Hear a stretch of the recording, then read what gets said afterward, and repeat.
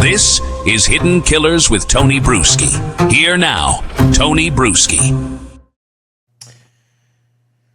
There's a particular kind of horror that settles in when you realize a child is missing and the one person who can explain what happened, the one person who should be fighting, begging, screaming for help has chosen silence. And not only silence, but silence backed by the full protection of the law. Ashlee Buzzard walked out of custody and back onto the sidewalk as if none of this were happening, as if her daughter's disappearance were nothing more than a bureaucratic inconvenience. She walked out while the public stood there, eyes wide, jaws clenched, hands shaking, asking, how in the world is this allowed?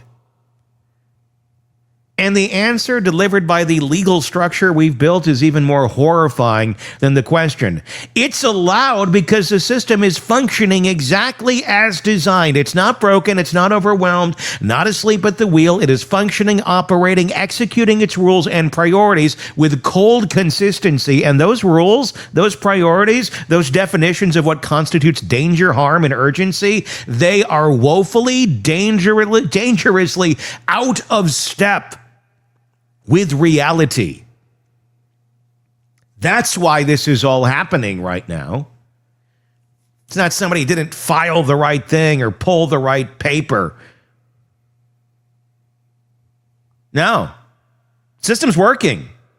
If you want it fixed, if you don't want Ashlee Buzzard to be a free woman after disappearing her child now for almost 2 months, you got to fix the system because it's allowing this all to take place. Let's walk through this slowly because this isn't a story that deserves to be rushed. A child is missing, completely unaccounted for. There is no proof she is safe. There is no independent adult verifying her condition. There is no documentation from a medical facility, school, neighbor, family member, friend. Nobody has seen her. Nobody has heard her voice. Nobody can step forward and say, yes, this child is alive and okay. We don't have that. Instead, what we have is a void, a frightening, echoing void where a child's presence should be.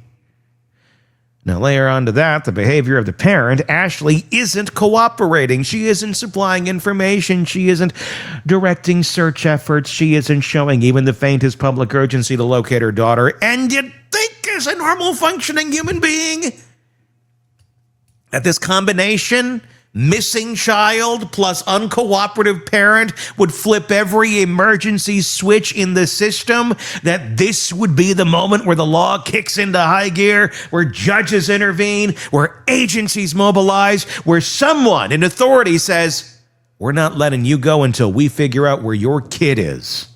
But that's not what happens. What happens instead is a legal shrug, a procedural sigh. That's not how the system should work. Oh, it is. This is the system we have in place. This is a system you voted for. This is a system that exists because of the people that are in power that you chose. Don't like it? Choose better people. Tell them this is not okay. We need reform in these areas and hold them accountable. If we all just put our heads in the sand and pretend, we're shocked by this. No, you're not. You're ignorant to it. You don't give a shit. It's too icky to talk about. And then when shit actually happens, we're all surprised and angry. A careful, cautious, restrained acknowledgement that unless the state can prove something more than suspicion, more than inferred danger, more than unsettling behavior, the parent walks free.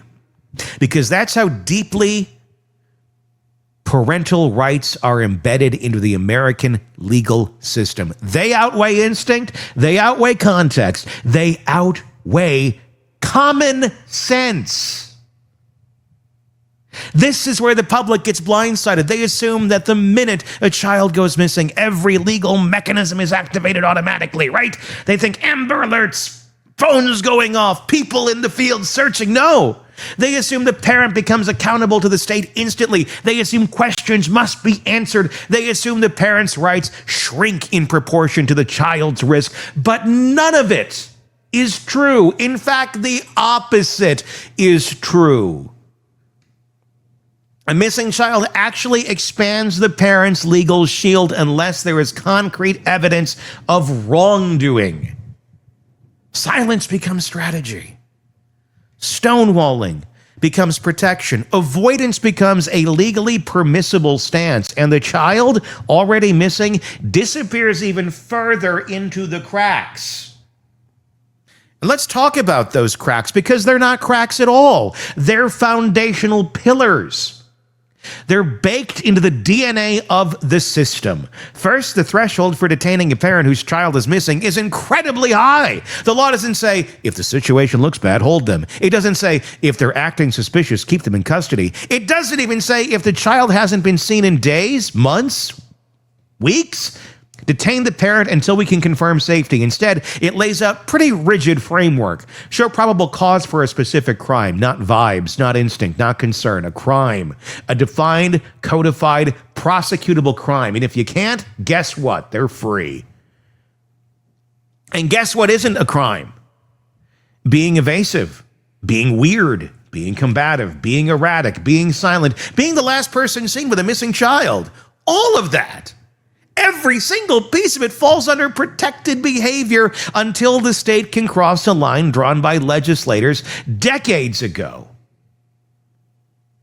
Legislators imagining neat, tidy scenarios, not modern, messy, mentally complex cases like this one. Second, the law gives parents astonishing latitude over their children's whereabouts. People falsely assume children must always be locatable. They assume the state requires some minimal visibility into their well-being. But unless they've already have an open protective order or a prior finding of unfitness, a parent can take their child anywhere, keep them away from anyone, disappear them from view for extended periods, and the system sees nothing wrong with it. You essentially have to prove danger after the child has already vanished. And we wonder why so many tragedies happen in that gap. Now, add a third layer, mental health. This part of the structure is one of the most dangerously outdated components of the whole machine. You can have someone spiraling emotionally, losing touch with reality, behaving unpredictably, posting erratic messages, severing ties, making bizarre claims, and unless they meet the extremely narrow definition of immediate danger to self, harm others, or themselves, the system can't intervene. They can deteriorate for weeks while everyone around them watches helplessly. They can crash through relationships, abandon responsibilities, isolate themselves, reject support, burn down their social world, and none of it rises to the level of legal action. The threshold is so absurdly high that families often spend months documenting behaviors that any rational person would interpret as red flags, only to be told, "We understand your concern, but there's nothing we can do." When you combine that lack of mental health intervention with the enormous protective bubble built around parental rights, you get a nightmare scenario. One where a parent's instability does not trigger assistance or oversight, but instead creates the perfect conditions for a child to slip entirely out of sight. That's the twisted track we are all riding on right now. Imagine you're an investigator on this case. You know something is wrong. You feel it in your bones. You see the inconsistencies. You see the missing timeline. You see the lack of cooperation. You see the rising worry in the community. You see the child's absence stretching longer and longer. But the laws tell you that unless the parent does something specific and provably illegal, you have to step aside and let them walk. This is where the public screams, but why can't they just hold her until she talks? And the answer is infuriating. Because the system wasn't built that way. It was built on a dream that parents will always act in their children's best interests. It was built on optimism, not realism. It was built on a version of family life that simply does not reflect the complexities of mental illness, abusive dynamics, coercive control, delusional thinking, or the darker impulses some people harbor. The system believes parents are inherently safe, and it clings to that belief long after reality proves otherwise. Let's take a step even further back. The United States does not have unified national missing child protocol. Every state handles these cases differently. Every agency has its own thresholds, and every case is evaluated based on local statutes, not federal consistency. That means one county may say, "This is alarming, let's escalate," while another says, "Our hands are tied." And since parental rights sit above most state-level child protection triggers, the inconsistency becomes even more chaotic. Here's the truth that shocks most people. There is no automatic requirement that a parent must produce their child when questioned by the state. None. The burden is on the state to show why the parent must produce the child, not on the parent to show why they shouldn't have to. It means a parent can literally say, "I'm not telling you where the child is," and the system responds, "Okay, for now." Until and unless they can prove the child is in danger. That silence wins from the parent. It is the most backwards, upside-down, nightmarish version of innocent until proven guilty you can imagine. Not because the principle itself is wrong, it's not, but because the law applies it without nuance, without flexibility, without any recognition of the unique vulnerability of children. The law treats the child as an extension of the parent rather than a separate person with independent rights to safety. This case exposes how a parent can effectively erase their child from public view while maintaining complete legal protection. And even as families beg for action, even as communities cry out, even as the public demands accountability, the system stands there with its hands in the air saying,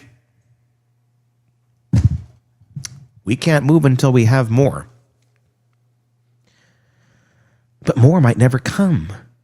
Because when the only person who knows the truth is free, silent, and protected by the very statutes written to safeguard families, the system becomes powerless. That's the part nobody wants to admit. Investigators know it, prosecutors know it, judges know it, social workers know it, but the public, they're too busy. Too busy on their social media and their own life to pay attention to the reality that we live in. The public rarely hears it plainly. A child can be missing and the system can be legally obligated to do almost nothing. It is not a glitch. That's the design. This is not a story about one bad actor slipping through the cracks. This is not a story about failure. This is a story about the rules themselves being the problem. Rules that allow children to disappear silently. Rules that elevate parental rights over child safety. Rules that prioritize proof rules that prioritize proof after harm instead of intervention before it. A child is missing. Ashlee Buzzard is free. And the only reason we're still talking about this case is because the public is doing what the system refuses to, calling it what it is.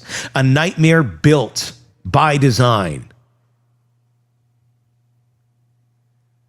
And it's all going to keep going this way for the next Melodee Buzzard, whoever they are, until something changes.